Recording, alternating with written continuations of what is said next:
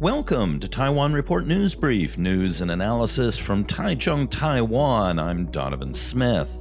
All right, up today on the program, Taiwanese are split on allowing Chinese students to return. AIT joins President Tsai in commemorating the Second Taiwan Strait Crisis.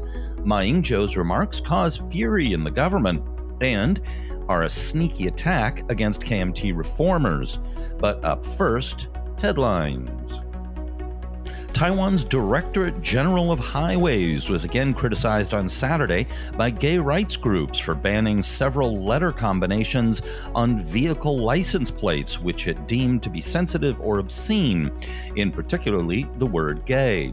They blacklisted, that's the Directorate General, blacklisted 24 letter combinations which could not be used due to their perceived controversial nature.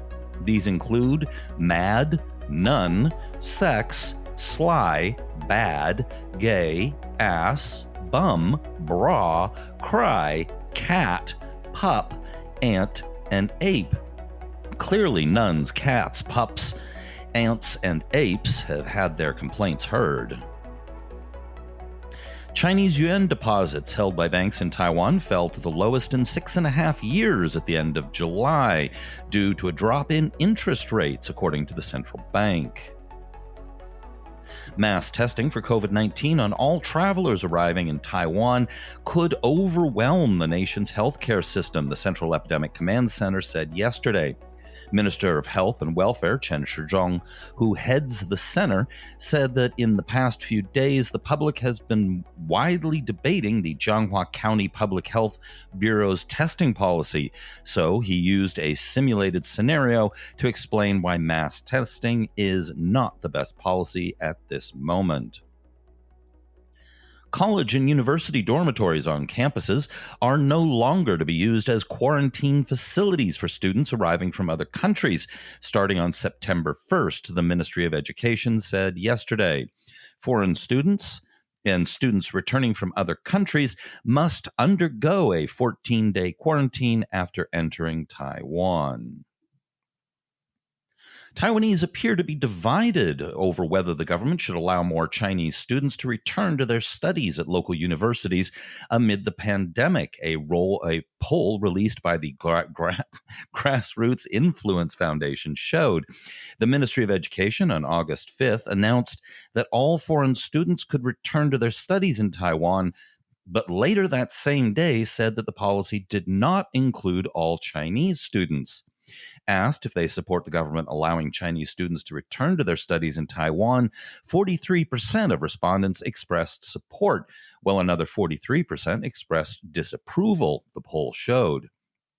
Asked whether they think that restricting Chinese and other foreign students from returning would endanger the survival of many local universities, 46% disagree, while 32% agreed. Asked whether the government's policy on Chinese students hinges on political considerations, 48% agreed, while 38% disagreed.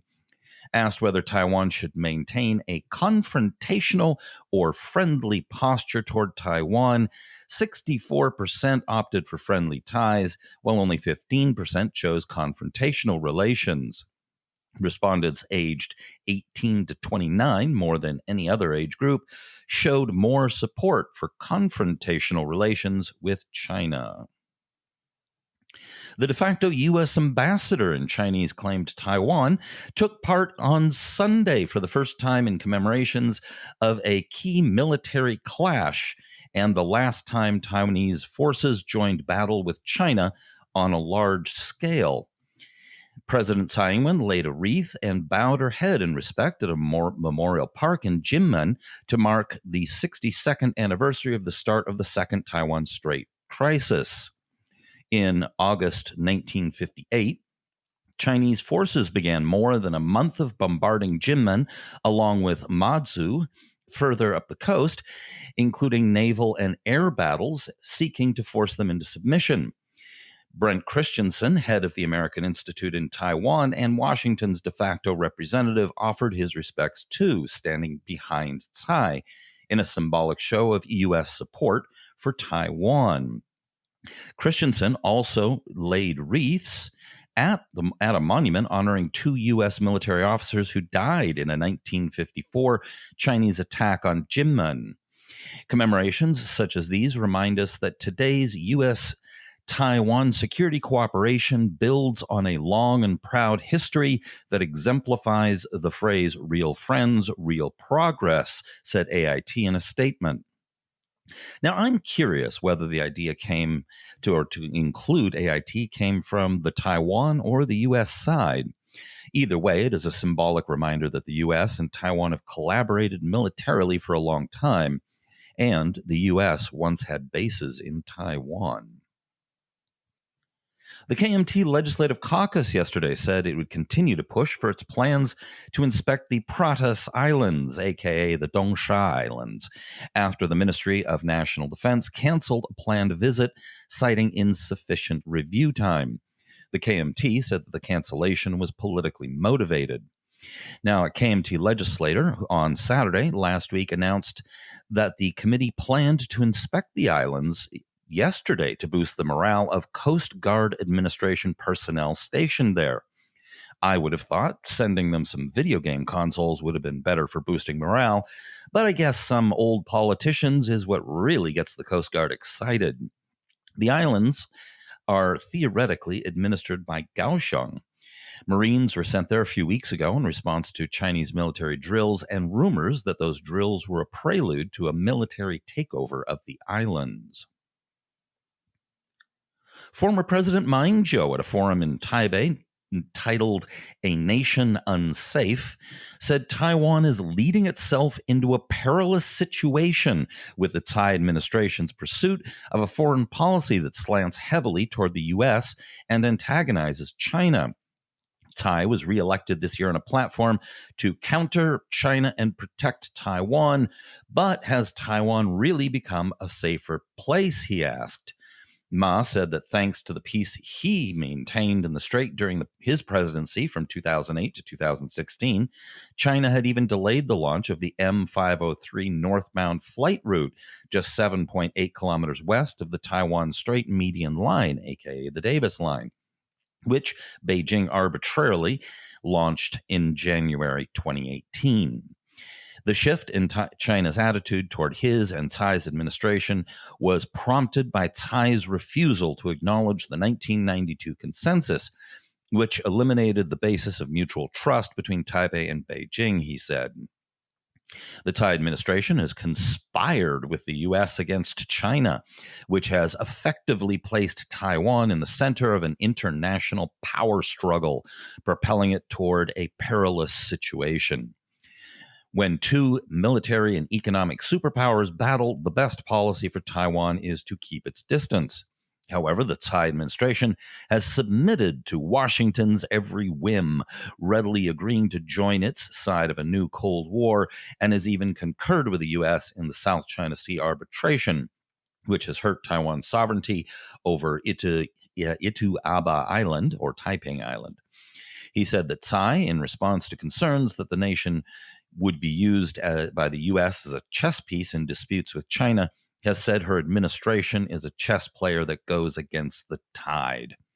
However, Ma said that international observers have warned that U.S. President Donald Trump could cross Beijing's red line over the Taiwan issue, which would likely prompt more military activities from both sides. If Beijing were to use force against Taiwan as a way to push Washington to make concessions, Taiwan would turn from a chess piece to an abandoned son and ultimately a sacrifice, he said. Although Tsai in January said in a BBC interview that invading Taiwan would be very costly for China, Ma said that the Ministry of National Defense's think tank in 2018 published an analysis asserting that the Chinese People's Liberation Army would win a hypothetical conflict swiftly before the U.S. could send reinforcements, making the first battle the last. Although Washington in the past few years has passed a string of Taiwan-friendly legislation, including the Taiwan Travel Act, the National Defense Authorization Act, and the Taiwan Allies International Protection and Enhancement Initiative Act, they are largely perceived as lip service and are no guarantee that the U.S. would come to the nation's aid in the event of a Chinese invasion, Ma said. The bottom line is that the Tsai administration should not take sides in affairs between the U.S. and China, but work to achieve a balance in its international relations to serve the nation's best interest, Ma said. Well, the presidential office responded. It was regrettable that former President Ying-jeou had attributed China's recent military activities near Taiwan to President Tsai's refusal to acknowledge the so-called 1992 consensus, saying that narrative ignored the real situation in the Taiwan Strait. China's military activities extend beyond the Taiwan Strait to the Pacific, and anyone with a grasp of the international situation understands that China's disturbance of regional peace is unprovoked, said a presidential office spokesman. Separately, an executive yuan spokesman said it was perplexing that a former president would collude with China to terrorize the public with war and tout a trumped-up 1992 consensus.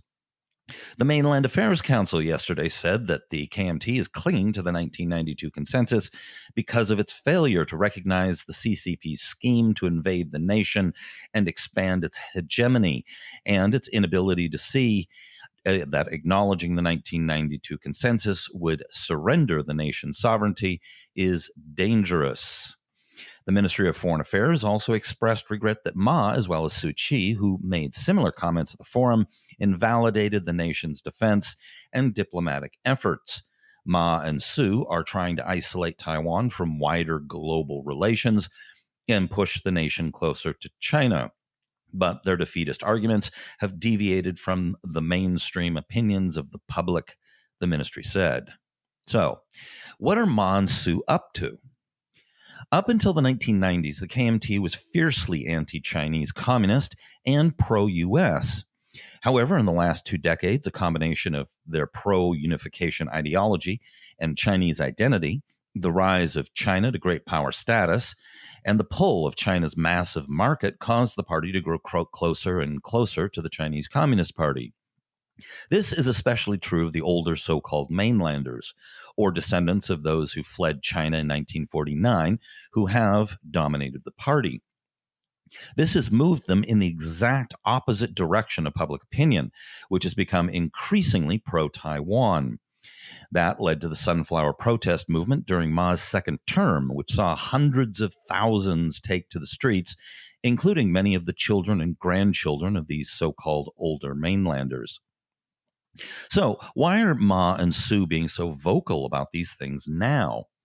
Most likely to cause trouble for current KMT chair Johnny Chiang ahead of the KMT Party Congress, which kicks off on September 6th. Chiang is trying to get reforms passed at the party Congress, including removing the 1992 consensus. He also, when he ran for chair, made it clear he wanted to move the party closer to the U.S.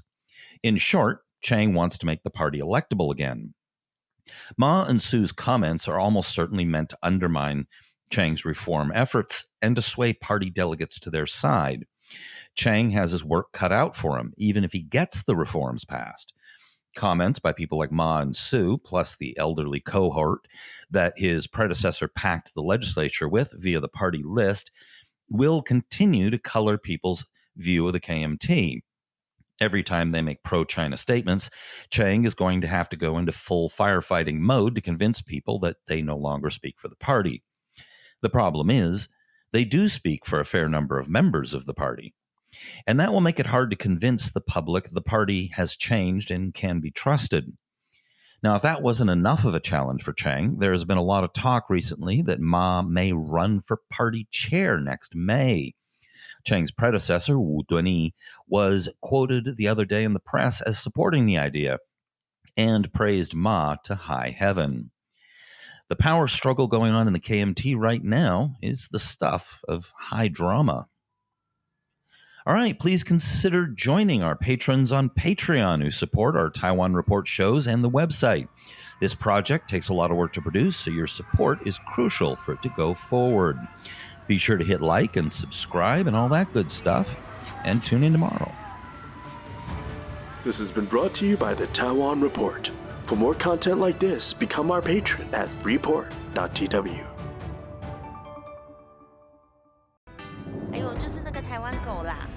欢我的台湾狗了。